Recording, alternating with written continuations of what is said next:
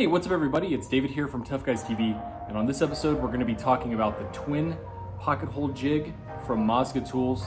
This should hopefully be short and sweet for you guys. I just really wanted to take a second to show off what this thing can do. Massca has a whole line of pocket hole jigs, including the M1,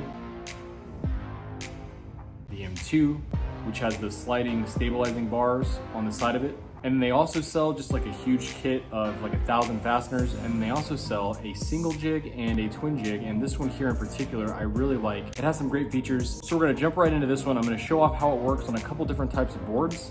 Hopefully you can check it out. Links to social media below as always, if you'd like to come hang out with us and see what else we have going on. Let's get started.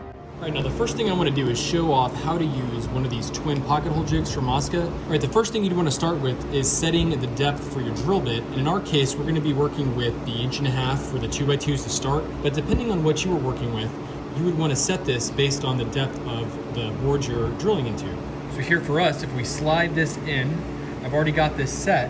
And you can see right there, I'm right underneath 1.5 inches, and that's where you want to be. And if you needed to make an adjustment, you would just be loosening this up here with an Allen wrench in order to slide that collar where you need to get it placed for the correct board thickness that you're working with. Now the next measurement that you want to take note of is here on the side. This one here, you'd want to slide this to match the thickness of the board that you're working with. Again, I've got this at 1.5 inches. Now the last cool thing about this is this piece here on the end that we used to set the drill bit depth comes off, and you can flip it around the other way. So you'd use it this way if you're butting it up against an interior joint, and then switch it out for the way I'm going to be doing it, and that gives me a little stop collar there to prevent this from sliding around. See how that grabs onto the back, and the drill bit's going to go in like this, and it's going to create the pocket holes that I need to attach all this together. Now you could just leave this on a tabletop here and just put some pressure and do your drilling, or you could use a clamp.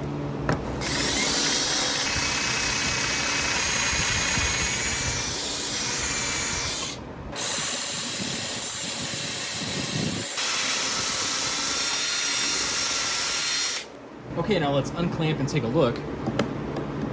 You can see a good amount of sawdust comes out of there. There's not like a way to hook up your back here unless you just wanted to have somebody else hold it right over those holes. Now hopefully you can see how clean and nice those turned out. And if positioned that just right, you guys can see down inside of there where it makes the secondary hole where the screw can fit into there. Now for this type of a project, you could be using a pocket hole screw, and you can see those have that long area there with no threads so that I can go through the opening in the wood that you've created. And to show how that would fit in there, that's how you'd be starting, and then as the screw goes through, it's gonna come out at the end and attach to the other piece that's butted up against it. Now when you're using 2x lumber, like a 2x2, it's 1.5 inches thick, but you wanna use a 2.5 inch pocket hole screw. One final quick note, I just noticed that when I undid the clamp, it actually sticks to this, which again, I don't know if that's the point, but it actually was pretty cool, because now I can just slide it on the next piece and then just clamp it down. Now additionally, we're gonna test out a 2x4 and a 1x4, and then we also have a piece of 3/4 inch plywood to see how this performs with either of these, as well as the 2x2 that we featured here at the beginning. Now remember, we already have it set up for the 2x4 with the 1.5 inch setting, so that's where we're gonna go to this one first. And since the top of the jig has that magnet in there, the clip actually holds it, so we can just slide it right in place. Now once you get it actually where you want it, you can go ahead and tighten the clamp down, and the clamp is locked into place and the jig is locked into place and ready to go. Now you also want to make sure that you are tight here on the back side, and you also want to make sure that you're centered of the board, or wherever you need these to be lined up. You want to make sure that the openings for the drill bit are where you want them to be. Drill bit is set at 1.5 inch depth as well. And again, the magnet will slide this off, but I'm going to pull it off. And again, we can see good amount of sawdust. And you know, that is one thing to note. You want to make sure you keep this thing clean when you are done using it. And it looks like we have a little bit here left over, but nothing too severe. You can easily take a razor knife and trim that stuff off. Or if you have a sander, you could easily use a sander. Overall, the holes actually look really nice. Now let's get this thing set up for the 1x. The first adjustment you're going to want to make is to slide this over to 3/4. And it's that simple. And here on the back side, we can use the guide to get the drill bit to 3/4. Once you have it where you need it to go, tighten this down.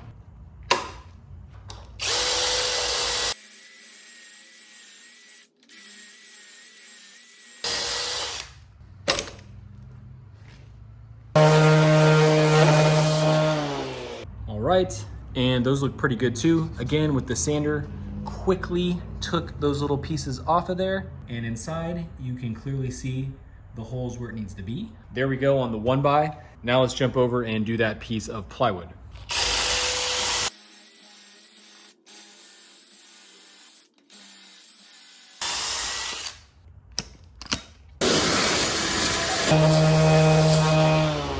And we've got a very similar result here with the plywood.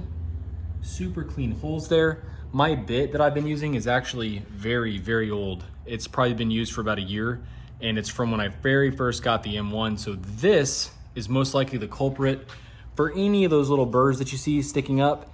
And if you noticed, I didn't speed that up. I literally used the sander for like 2 seconds, and this is perfectly smooth and cleaned up, even with a bit that old.